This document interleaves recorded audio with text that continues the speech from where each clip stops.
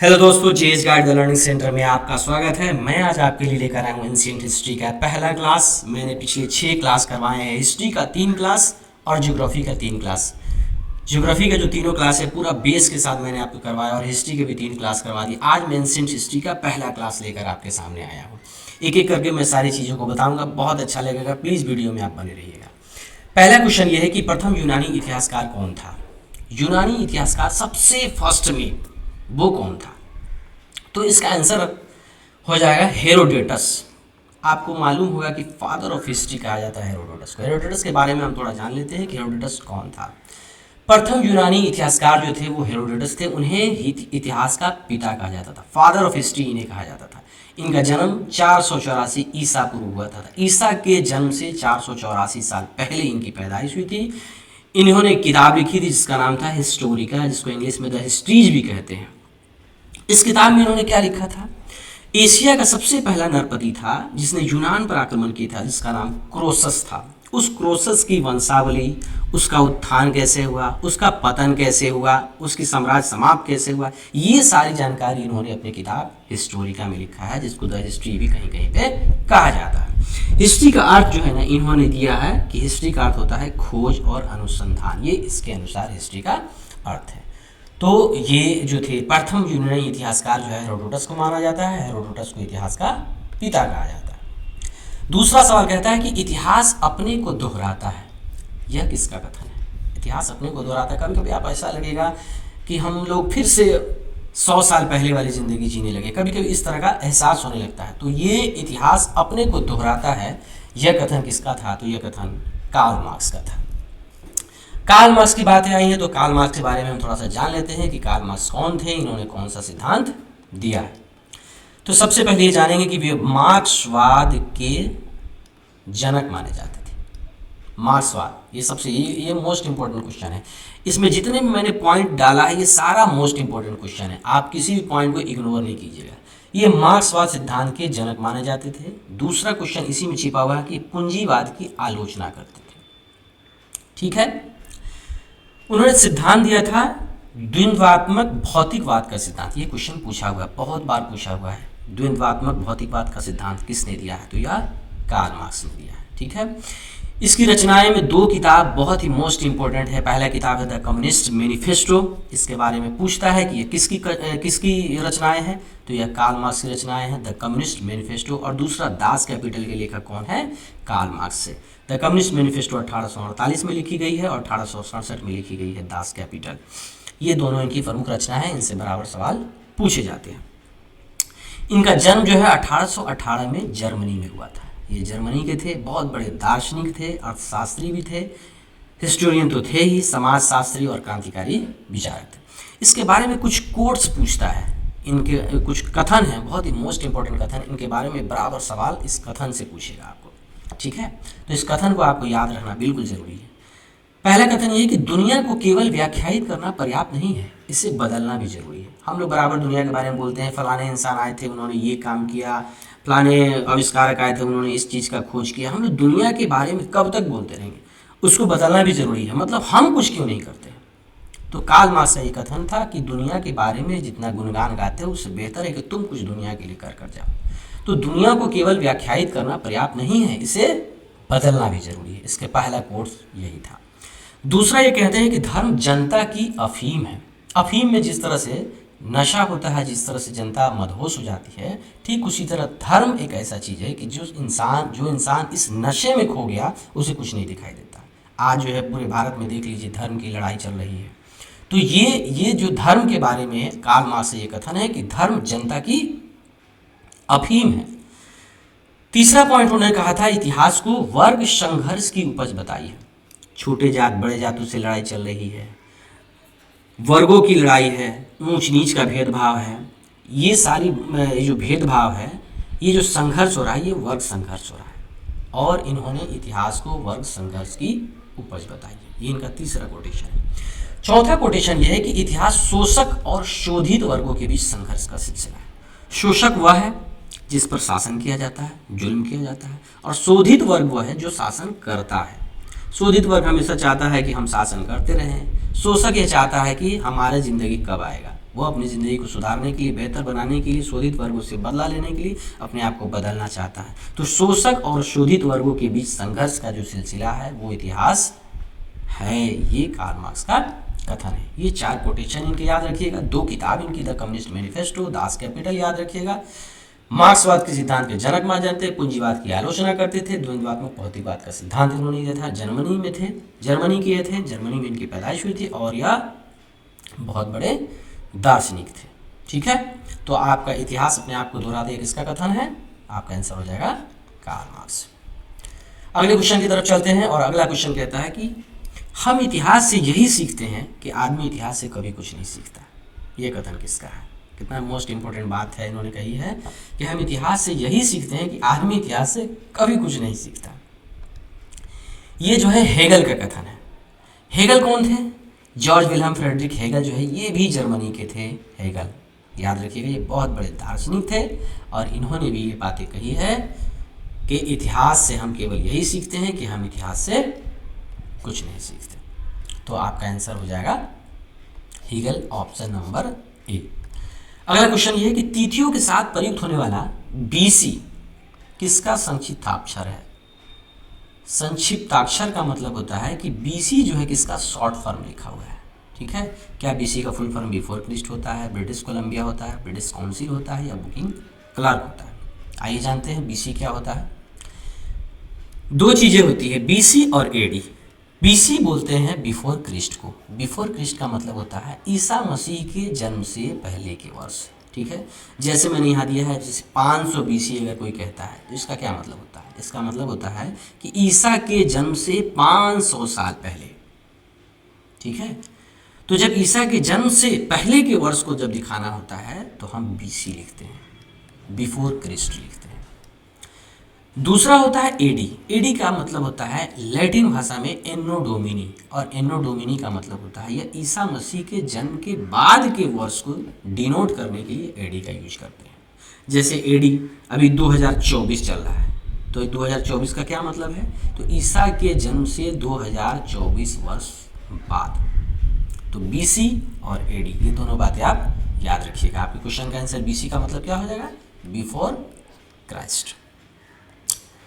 अगला क्वेश्चन आपको कहता है कि सुमेलित कीजिए, मिलान करना है इसमें। विक्रम संवत यह कितना ईस्वी है? शक संवत, गुप्त संवत, कली संवत्सर। ठीक है, ये सारे संवत जो है पूछता है हमेशा कि यह किस बीसी में स्टार्ट की। मैंने संवत के बारे में पूरा डिटेल मैंने आपको एक पीडीएफ में दे दिया है। संवत जो है बहुत सारे शासक आए और हर 100 साल 200 साल में अपना एक संवत चलाया। किसी ने गुप्त संवत चलाया, किसी ने कली संवत चलाया, किसी ने विक्रम संवत चलाया, किसी ने शक संवत चलाया, और उसके बाद धीरे धीरे लास्ट में जो है दीन इलाही जो है अकबर ने लाया और वहाँ तक संवत चलाया। तो मैंने सारे संवतों को है एक सीरीज में मैंने बांध दिया है और एकदम असेंडिंग ऑर्डर में बढ़ते हुए क्रम इसको सजा दिया ताकि आपको याद करने में कोई परेशानी ना हो। सबसे पहला पॉइंट ये है कली संवत। पहले इसको सीखेंगे, बाद में उस क्वेश्चन को हल करने की कोशिश करेंगे। कली संवत्सर जो है 3102 बीसी। ईसा पूर्व का क्या मतलब होता है? बीसी। ठीक है, बिफोर क्रिस्ट, ईसा पूर्व। ईसा के जन्म से 3102 वर्ष पहले कली संवत स्टार्ट किया गया था। कली संवत क्या है इसके बारे में मैंने यहाँ पर दिया है, ध्यान से देखिएगा। इसे कलयुग संवत भी कहा जाता है। 3102 ईसा पूर्व में शुरू हुआ एक प्राचीन भारतीय संवत है। यह भगवान कृष्ण के पृथ्वी से जाने और पांडवों के हिमालय की ओर प्रस्थान करने के बाद इस डेट को माना जाता है, वो है कली संवत, जिसे कलयुग संवत भी कहा जाता है। दूसरा इसके बाद आता है, वो पॉइंट आता है विक्रम संवत का। विक्रम संवत जो है वो 58 बीसी में स्टार्ट होता है। 58 बीसी का क्या मतलब? फिर ईसा मसीह के 58 पैदाइशी से 58 साल पहले। ठीक है, तो ये विक्रम संवत है।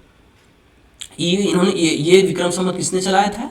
तो राजा विक्रमादित्य ने ये विक्रम संवत चलाया था। इनके बारे में मैंने पॉइंट भी यहाँ लिखा है कि यह राजा विक्रमादित्य के नाम पर रखा गया है, जिन्होंने क्या किया था? शकों को हराया था। शक एक वंश थे, उन शकों को हराया था राजा विक्रमादित्य और अपने ही नाम पर उन्होंने विक्रम संवत चलाया। संवत का मतलब कैलेंडर होता है, कैलेंडर।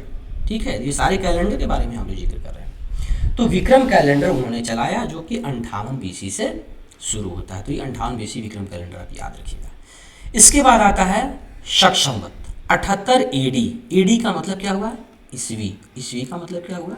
ईसा मसीह के जन्म से 78 साल बाद, ये हुआ 78 AD। मैंने पूरा सीरीज के साथ सबसे पहले का डेट ये है, उसके बाद का डेट 58 BC है, उसके बाद का डेट 78 ईस्वी है। मैंने डायरेक्ट सीरीज के साथ मैं आपको बता रहा, इधर उधर से नहीं बता रहा। सबसे पहले कली संवत 3102 BC, दूसरा विक्रम संवत मैंने पढ़ा 5800 BC, और तीसरा शक संवत पढ़ा 78 AD। ठीक है, 78 AD का मतलब ईसा के जन्म से 78 साल बाद। यह किसने शुरू किया गया था? तो ये सम्राट कनिष्क के द्वारा शुरू किया गया था। सम्राट कनिष्क कौन थे? शक वंश के थे, और शक वंश के शासक सम्राट कनिष्क थे, और इन्होंने ही शक संवत चलाया 78 AD। और भारत में अभी इसी कैलेंडर को फॉलो किया जाता है, शक संवत। उसके अगला आता है कलचुरी संवत। कलचुरी संवत क्या है? ये 248 AD में स्टार्ट किया गया है। इसे अहिर राजा ईश्वर सेन द्वारा स्थापित किया गया था। अहिर राजा थे, ईश्वर सेन द्वारा स्थापित किया गया था। कलचुरी राजवंश ने इस संवत का उपयोग किया था। संवत का मतलब इस कैलेंडर का उपयोग किया था कलचुरी राजवंश ने, तो इसीलिए इसे कलचुरी संवत कहा जाता है। 248 AD याद रखिएगा। उसके आगे है गुप्त संवत। गुप्त संवत 319 AD में किसने द्वारा चला गया था? चंद्रगुप्त प्रथम के द्वारा चलाया गया था।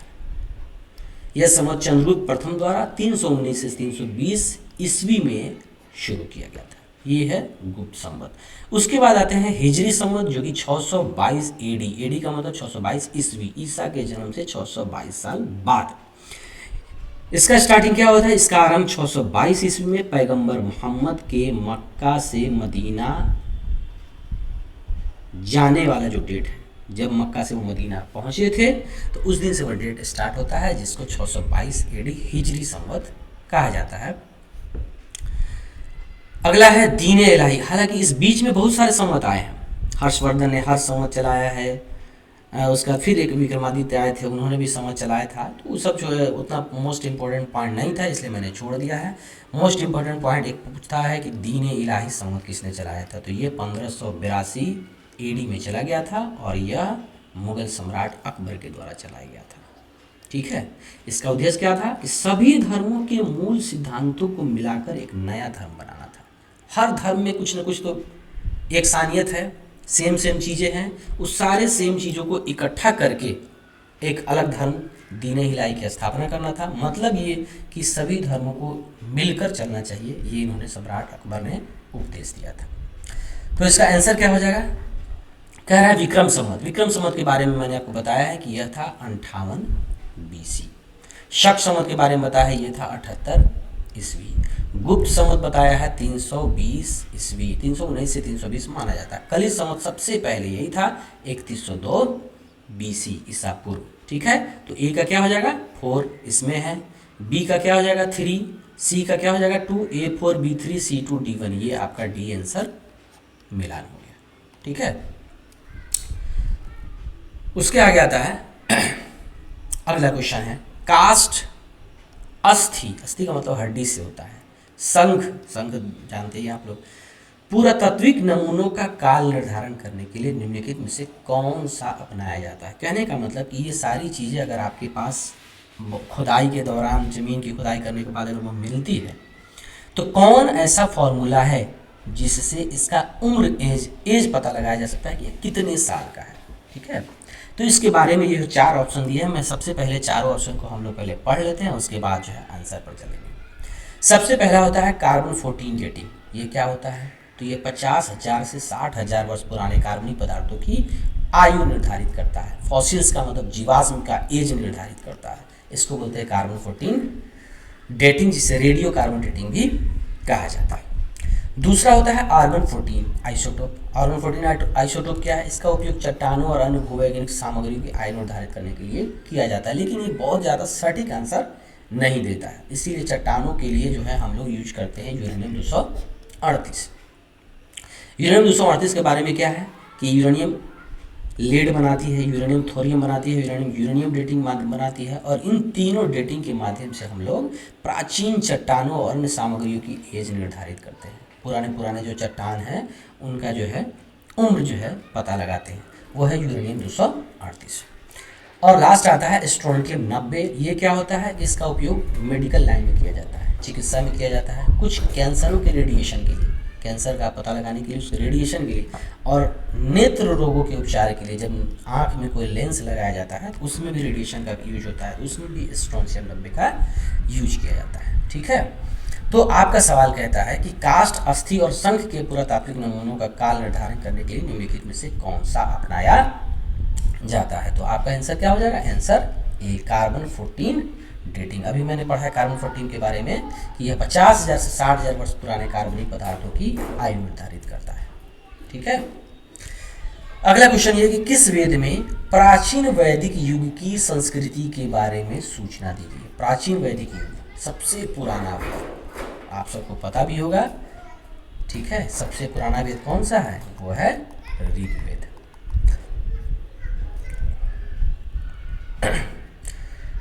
ऋग्वेद आपको सबसे पुराना वेद है। ऋग्वेद सबसे पुराना ज्ञात वैदिक संस्कृत पुस्तक है। ऋग्वेद के बारे में थोड़ा जान जाते हैं, पीडीएफ थोड़ा सा इधर उधर हो गया।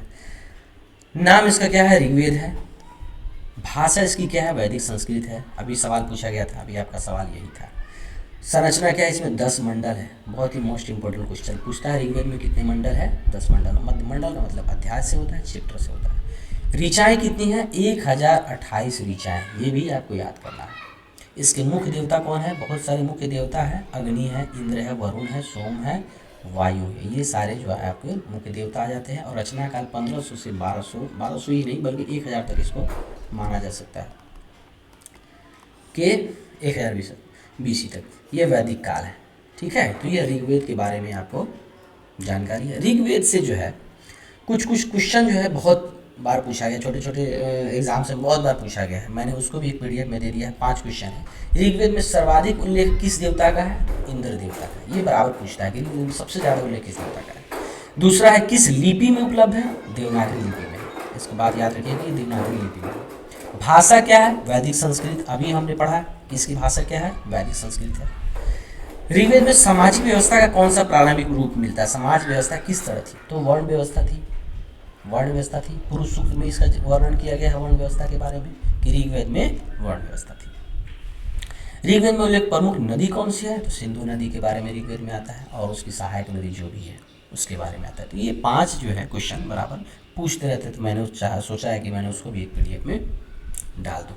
तो आपका आंसर क्या होगा? किस वेद में प्राचीन वैदिक युग की संस्कृति के बारे में सूचना दी गई है? तो वो है ऋग्वेद। ठीक है, चलिए अगले क्वेश्चन की तरफ चलते हैं। निम्नलिखित में से कौन सा ग्रंथ श्रुति ग्रंथ का अंग, ध्यान से देखिएगा, नहीं माना जाता है? श्रुति ग्रंथ का अंग नहीं माना जाता। सबसे पहले हम पता ये करेंगे कि श्रुति ग्रंथ क्या होता है। तो श्रुति ग्रंथ के 4 प्रमुख भाग है। श्रुति का मतलब सुनना, जाहिर सी बात है।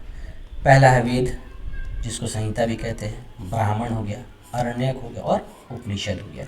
ये 4 जो है वो श्रुति ग्रंथ के भाग हैं। ठीक है, लेकिन पुराण जो है वो स्मृति ग्रंथ है। स्मृति ग्रंथ का मतलब ये होता है कि ये पुरानी कहानी, पुरानी कथाओं पर आश्रित है। हिंदू धर्म के प्राचीन और लोकप्रिय स्मृति ग्रंथों में से है। ये धार्मिक, ऐतिहासिक, सामाजिक, भौगोलिक और नैतिक विषयों का विशाल भंडार है। पुराण का शाब्दिक अर्थ क्या होता है? प्राचीन कथा या पुरानी कहानी। तो पुराण जो है ये श्रुति ग्रंथ का भाग नहीं है। ठीक है, तो आपका आंसर हो जाएगा पुराण। कहता है निम्नलिखित में से कौन सा ग्रंथ श्रुति ग्रंथ का अंग नहीं माना जाता है? तो पुराण। संहिता है, ब्राह्मण है, उपनिषद है और अरण्यक है। अगले क्वेश्चन की तरफ चलते हैं कि जातक किसका ग्रंथ है? जातक जो है वो बौद्ध धर्म का ग्रंथ है। जातक बौद्ध साहित्य का एक अत्यंत महत्वपूर्ण ग्रंथ माना जाता है। यह ग्रंथ पाली भाषा में रचित है और इसमें भगवान बुद्ध के पूर्व जन्मों की कथाएं वर्णित है। भगवान बुद्ध का पूर्व जन्म क्या है? जैसे वह कभी राजा, कभी ब्राह्मण, कभी पशु, कभी व्यापारी या ऋषि के रूप में जन्म लेते हैं। इन सारी चीज़ों के बारे में जातक में लिखा हुआ है। नैतिक शिक्षा पर इसमें जोर दिया गया है जातक में, जैसे दया, सत्य, करुणा, त्याग, क्षमा, ये नैतिक शिक्षा होती है। लोकप्रिय कथात्मक शैली के बारे में, जैसे संवाद और कहानियों के माध्यम से बौद्ध सिद्धांतों का प्रचार करना, कहानी बताकर बौद्ध भिक्षु और आम जनता को उपदेश देने के लिए उपयोग में लाया जाता था। क्या?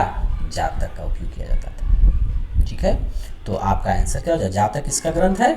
बौद्ध धर्म का ग्रंथ।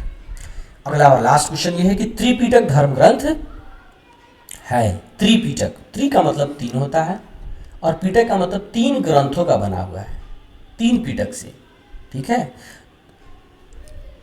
पिटक का मतलब जैसे कि हो गया आपको विनय पिटक। त्रिपिटक सबसे पहले देखेंगे, त्रिपिटक का अर्थ क्या है, तीन टोकरी, त्रिपिटक का अर्थ होता है। बौद्ध धर्म के तीन प्रमुख मुख्य ग्रंथों का यह संग्रह है। पहला कौन पिटक है, विनय पिटक, सुत्त पिटक, अभिधम्म पिटक। ये तीनों पिटक को मिलाकर त्रिपिटक बनाया जाता है और यह त्रिपिटक जो है वो बौद्ध धर्म का सबसे प्रमुख और मूल धर्म ग्रंथ है। सबसे शुरू में यही धर्म ग्रंथ था। यह बौद्ध धर्म के सबसे प्राचीन और अधिकृत ग्रंथों में गिना जाता है। तो त्रिपिटक जो है वो बौद्ध धर्म का प्रमुख ग्रंथ है और जातक भी जो है वो भी बौद्ध धर्म का प्रमुख ग्रंथ है, ठीक है। तो आज के लिए इतना ही। अगर वीडियो अच्छा लगा हो तो प्लीज़ चैनल को सब्सक्राइब और शेयर जरूर करें और कमेंट करके जरूर बताएं कि वीडियो कैसा लगा। अगर वीडियो में आपको कुछ दिक्कत आ रही है या कोई सवाल समझ में नहीं आ रहा तो आप प्लीज़ कमेंट में बताएं, मैं कमेंट में आपका जवाब जरूर दूंगा। मिलते हैं अगले वीडियो में। अपना और अपने परिवार का ख्याल रखिएगा, खुश रहिएगा।